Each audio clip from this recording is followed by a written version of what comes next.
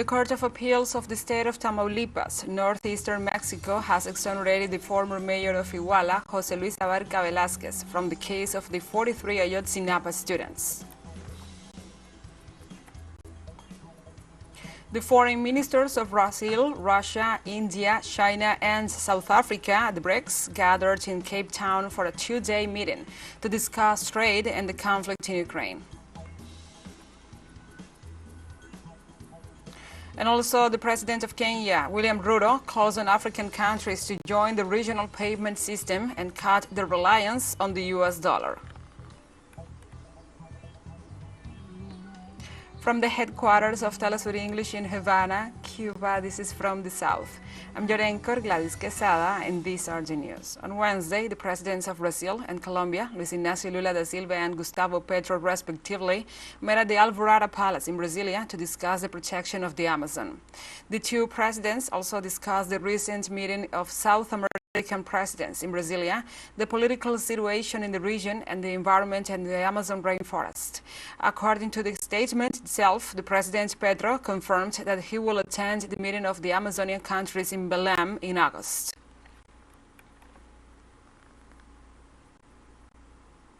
Argentina's Minister of Economy, Sergio Massa, announced from China that as of June the 2nd, companies will be able to trade using the yuan as the effective currency. Authorities detailed that the commercial exchange regime will allow the companies to use yuans without the intermediations used in this type of operations. They also stated that the measure will have an impact on the protection of the Argentine Central Bank's reserves to avoid fraudulent maneuvers.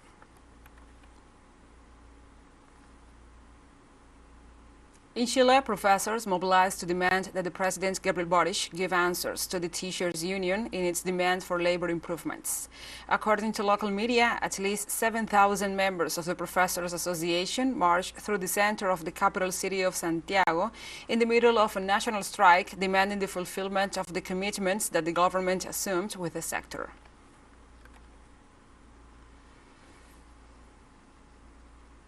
The Peruvian government authorized the entry of the U.S. troops into its territory for joint training with the country's armed forces.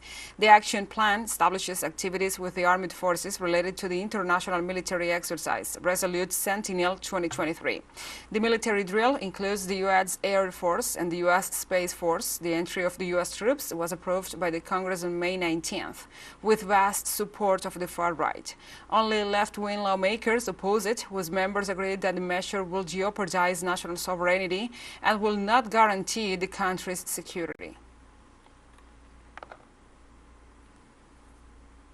On Wednesday, the Court of Appeals of the state of Tamaulipas, northeastern Mexico, has exonerated the former mayor of Iguala, José Luis Abarca Velázquez, from the case of the 43 Ayotzinapa students. The decision has generated national controversy because family members and social activists claim that the federal court's ruling was a blunder, since the students' parents see the former mayor of Iguala as one of those responsible for the disappearance of the 43 students. The family members can still request a direct appeal before the Collegiate Circuit Court to reverse the decision of Judge Juan Manuel Rodriguez. The President of the Republic, when asked, reiterated that the government will continue with the investigations and ratified that the powers remain with the judiciary.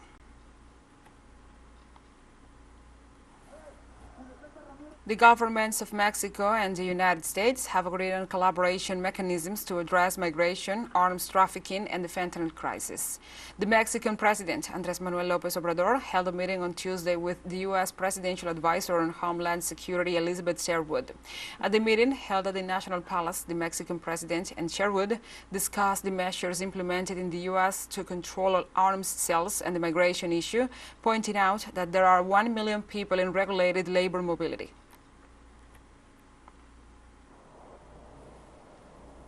In the United States, hundreds of Amazon staff members in Seattle walked off the job on Wednesday afternoon, demanding a flexible remote work policy and renewed commitments to reducing carbon emissions to zero.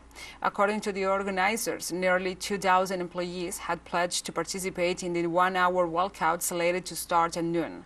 Of those, roughly 900 planned to gather outside Amazon's headquarters in Seattle's South Lake Union neighborhood, while another 1,000 will join from offices around the world.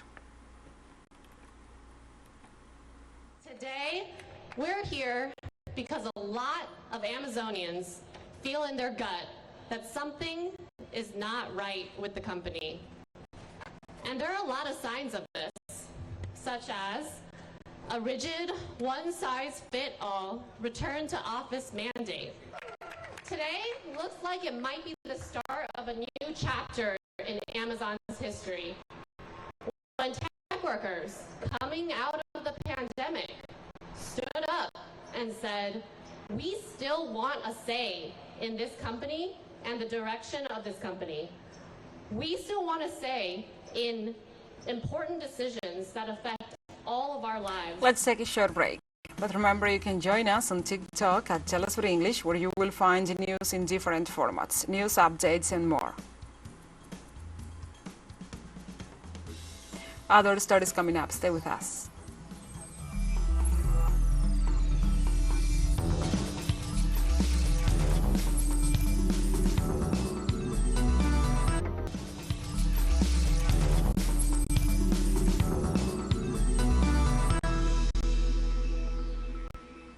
Welcome back. In Romania, some 20,000 primary and secondary school teachers demonstrated in Bucharest to demand better salaries, continuing a strike that began more than a week ago. The industrial action has been forced a halt to the change of prime minister agreed between the Conservative National Liberal Party, the PNL, and the Social Democratic Party, the PSD, that was due to take place last Friday as part of the coalition agreement signed by the two formations last December.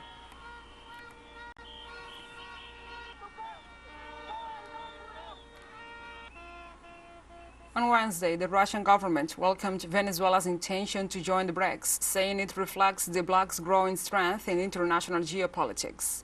The head of the Russian Foreign Ministry for Latin America, Alexander Shchetynin, said that these announcements were in line with the bloc's stance on international issues and its model of multilateral cooperation without sanctions or pressure. Eritrea's president, Isaias Afwerki, continues his official visit to Russia as part of the strengthening of relations between the two countries and meets President Putin.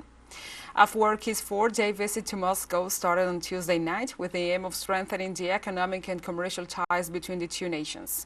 On Wednesday, the Eritrea's president laid a wreath at the tomb of the unknown soldier in Moscow, and at the end of the day met Russian President Vladimir Putin at the Kremlin, where both leaders discussed issues of bilateral interest. Eritrea recently celebrated the 30th anniversary of its independence. It matches with the date of the establishment of diplomatic relations between our countries. Let me congratulate you for this and thank you for the relations between our countries that have developed and strengthened over the years during the time you governed the country. Of course, we should first of all pay attention to the development of trade and economic ties. I would like to highlight the fact that we have good prospects in many areas, which we will talk about today. Contexts are developing in the political sphere. The Eritrean president, Isaias Afwerki, said Western powers' acts of domination over the past 30 years have sought to impose a unipolar world order, triggering multiple global crises. A global order, which is on the cusp of radical transformation, requires objective appraisal and mutual consultations as a timely subject matter and phenomenon of paramount importance and significance. The common assessment that we undertake will in turn be vital in the formulation of programs and partnership that we chart out. The reckless ideology and unbridled acts of domination pursued in the past 30 years to impose a unipolar world order have endangered multiple crises and massive destruction. During the U.S.-European Union Trade and Technology Council meeting in Sweden, the European Commissioner for Competition, Margrethe Vestager, said that the European Union and the United States will advance within weeks a draft of Artificial Intelligence Code of Conduct. We will advance a draft of an AI code of conduct, of course also taking industry input, taking input from independents, and then of course invite colleagues to sign up for the drafting in order to have very, very soon a final proposal for a code of conduct for industry to commit to voluntarily. OPEC's Secretary General Haytham Al-Ghais said that he agrees with the return of Iran to the global market, but regrets that the U.S. sanctions on the Persian country are preventing this. Haytham Al-Ghais pointed out that once the sanctions are lifted, he will welcome Iran into his market and stressed that the country has the capacity to provide considerable amounts of oil in a short time. The OPEC official said the demand for crude oil is currently on the rise, which is why he considers Tehran could become a major player among the group's member countries.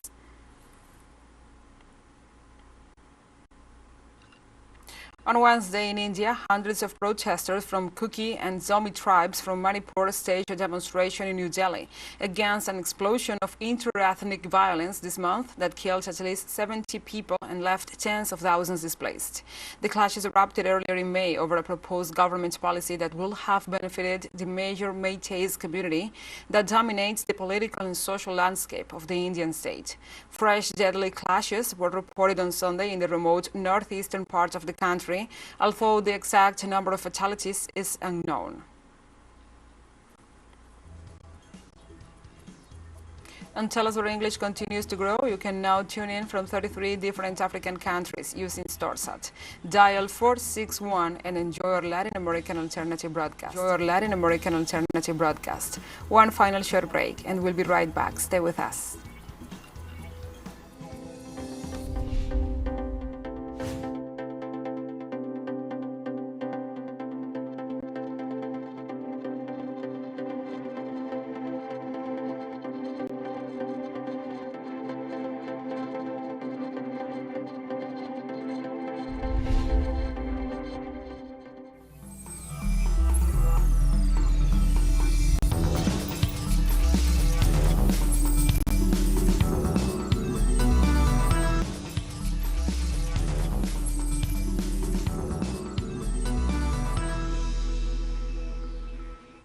Welcome back from the South.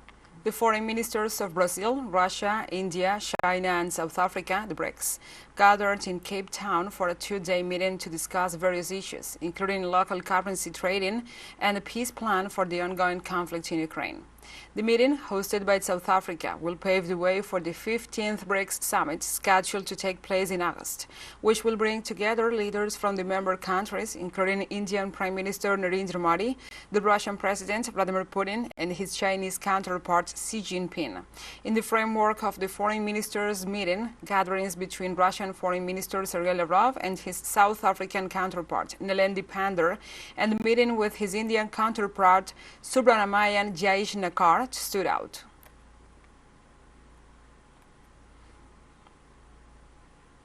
The Kenyan President William Ruto called on all the African leaders to embrace Pan-African payments to reduce the reliance on the United States dollar.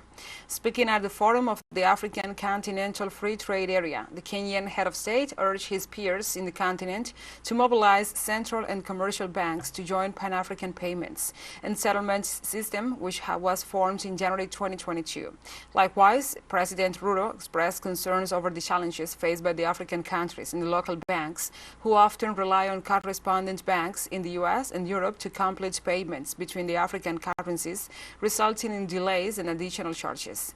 Importers, such as oil marketers and manufacturers, have since last year complained of a gaping mismatch in demand and the supply of the US dollars, prompting them to buy it in batches and levels way above the official rate.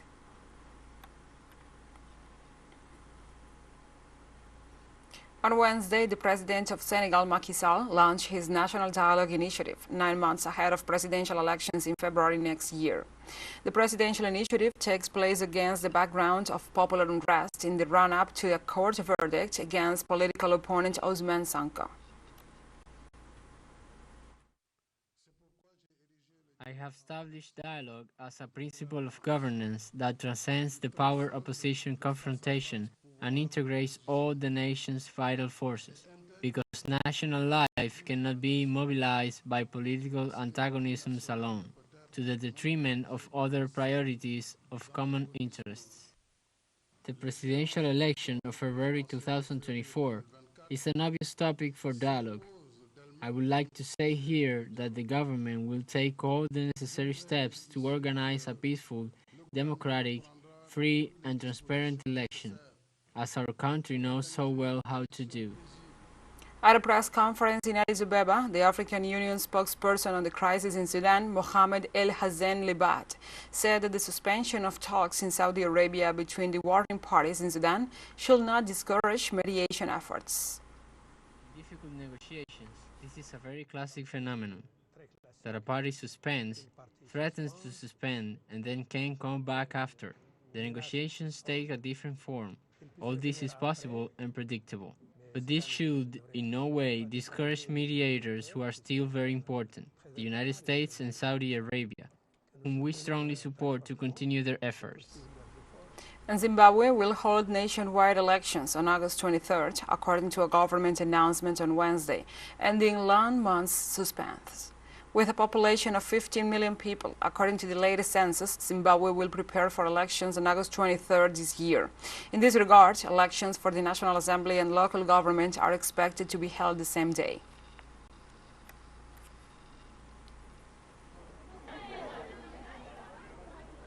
On Wednesday, one of Africa's most prominent authors, playwrights, and feminists, Ama Aido, passed away. The respected writer, known for her exceptional literary contributions and activism, died in a brief illness. In a statement, her family expressed their grief over the loss of their beloved relative and writer, while also appealing for privacy during this difficult time.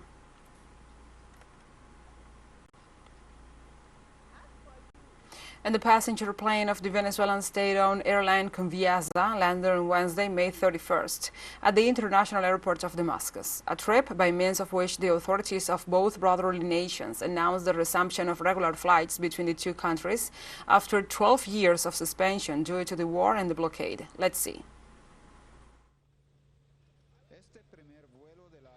This first flight of Conviasa Airlines is in compliance with the instructions of President Nicolás Maduro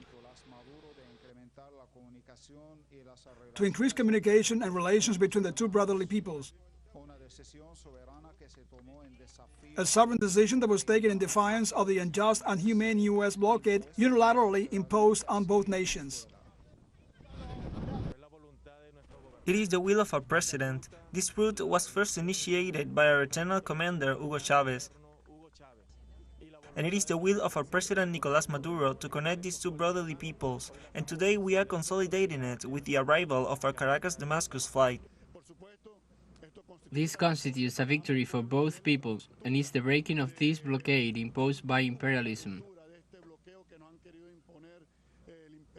trying to bend the will of our peoples, which is unbreakable, that of Syria and that of Venezuela. They will not be able to defeat us. They have not been able to, and from now on, a new world is being built, where Syria and Venezuela have been the protagonists. There is no doubt that something new is in the making, and this old system will have to die and accept it. On board Flight 102, passengers arrived in Damascus, including economists, politicians, travel agency representatives, and journalists. Headed by the Venezuelan Minister of Transportation and Vice Foreign Minister of the South American nation.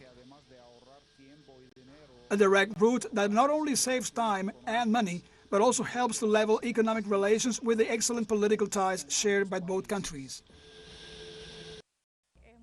It is much easier to get here since we had to make many stops before. So the trip is shorter, easier, and more comfortable for everyone. This route in particular has brought closer two countries that have many interests in common, both back and forth, and that is the value of tourism. We are confident that this is a step to develop inbound tourism in both nations, in addition to facilitating business travel between the two countries. The flight will take place regularly every 2 weeks, and the trip takes about 12 hours without a stopover between Damascus and Caracas. a step that is expected to open great expectations for cooperation between the two countries in several areas. This step will have positive economic results for both friendly peoples, and this is what we aspire to. Therefore, to achieve it, we will follow up with our Venezuelan counterparts on all these measures and steps, and we will reevaluate and reactivate all the agreements signed previously, frozen for the last 12 years due to the difficult circumstances suffered because of the blockade, both in Venezuela and Syria. Syria and Venezuela, two brotherly countries, together managed to resist and emerge victorious against the hegemonic plans of American imperialism. A reality that is evidenced by the resumption of this flight with great political, economic, and social value for both countries. هشام والنوس TeleSUR Damascus, Syria. And like this, we have come to the end of this news brief. But remember, you can find this and many other stories on our website at telesurenglish.net. And also, if you feel so inclined, please join us on social media for all the latest news. We are on Facebook, Twitter, Instagram, Telegram, and TikTok. For TeleSUR English, I'm your anchor, Gladys Quesada. Thank you for watching.